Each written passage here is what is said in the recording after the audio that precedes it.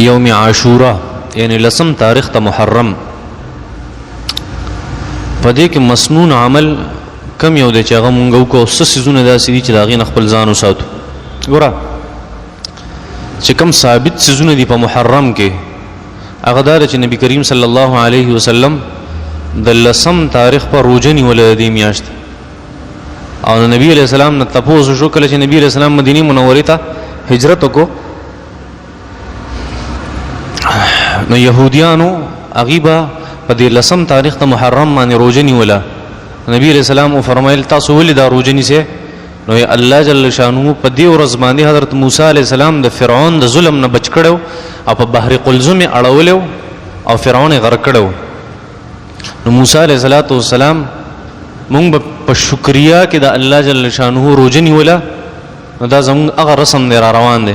نبی علیه السلام وفرمایل چې حضرت موسی علیه السلام روژه نیولې ده نو زما زیات حق جوړیږي چې زه روژه ونیسم.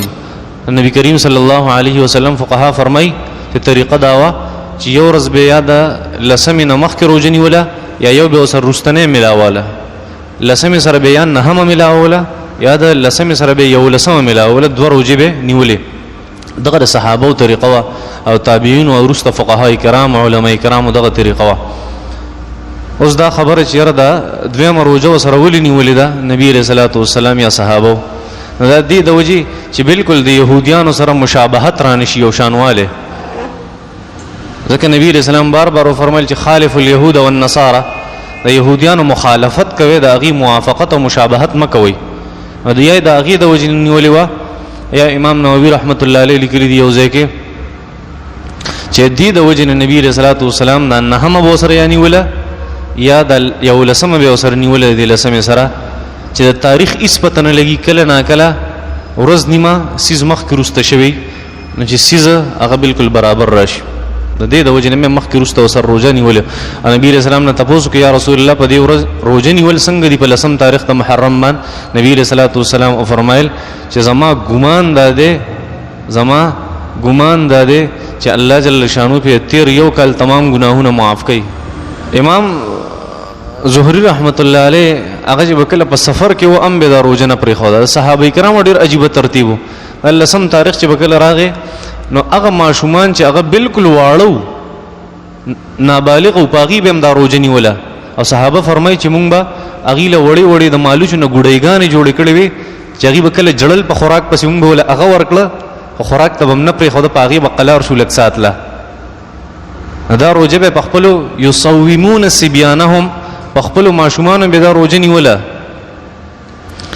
نو اهمیت دی ډېر زیات. امام زهري رحمت الله علیه او صحابه او تابعین او علما هغوی به په سفر کې نیوله.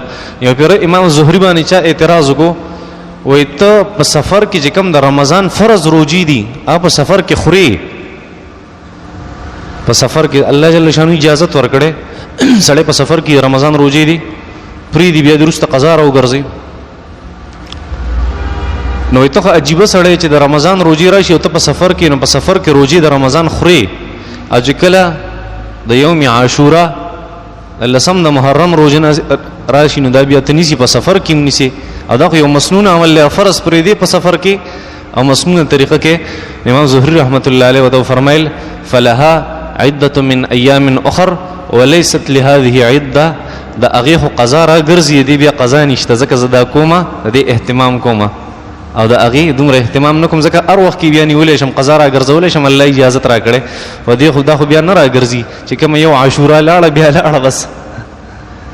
دا دویمه خبره هغه ده چې په دې کې یو مستحب عمل دا دی چې یو حدیث کې راځي نبی علیه السلام فرمایل طبرانی کې روایت ته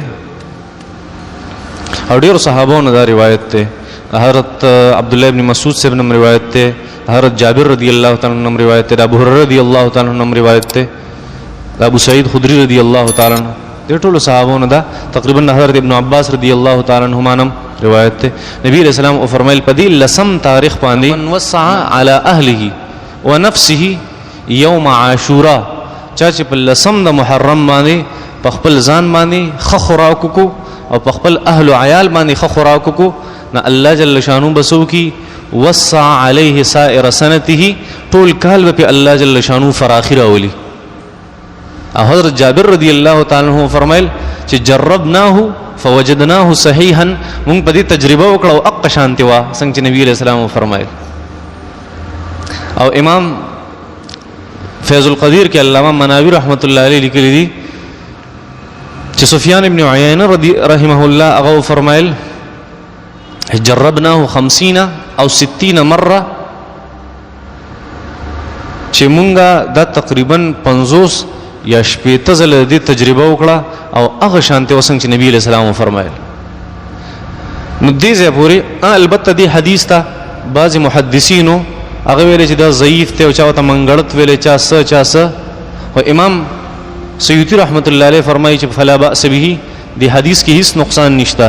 او امام شامی رحمت الله علیه علامه ابن عابدین شامی رحمت الله علیه پر رد المحتار کې لیکلي په شامی کې چې احادیث التوسعه ثابت صحیح، کم چې داسې قسم احادیث راغلي هغه بالکل ثابت دي او صحیح احادیث.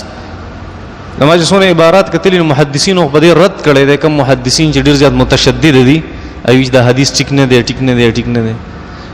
او کم چې فقهای کرام دي هغه وی چې دا حدیث بالکل ثابت دی. نو په لسم د محرم مندا کول پکاري چې خ خوراک او پزان خ خرچه پکاري او فقیرانو مسکینانو خ خرچه پکاري چې الله جل شانو دا ټول کال د انسان بیا صحیح تیر لسم تاریخ ته دی میاشت. بل دا بعضی یو حدیث یا نور خبره مشهوري چا په دې ورځ باندې ولهم بل مرض به ناراضي ټول کال، یا سو کوئی پدې چې سو نکریزو لګی دا چل کیږي دا نور، یا سو کوئی چوری خو پکې نه، چوری خو بیا په سفر کې په دې میاشت کې شربتونه کوي او سو ک الواغانې پخې او سو ک خیراتونه کوي. او دا خیراتونه چې کوم مروج خیراتونه دي تا تموي چې صدقه خو کې دي چې په هر ټایم کې بالکل ورکوا، خو هغه چې خلک راجم شي او دا ختمونه کوي او قران خانه کوي یا په دې میاشت کې سوک کول او ماتم کول او دغه شانتي شربتونو سره ګونګړي وغیرہ چې کم سواتیان کوي هغه زون دا ټول بدعت ته او دا ټول ناروا دي ناجایز دي.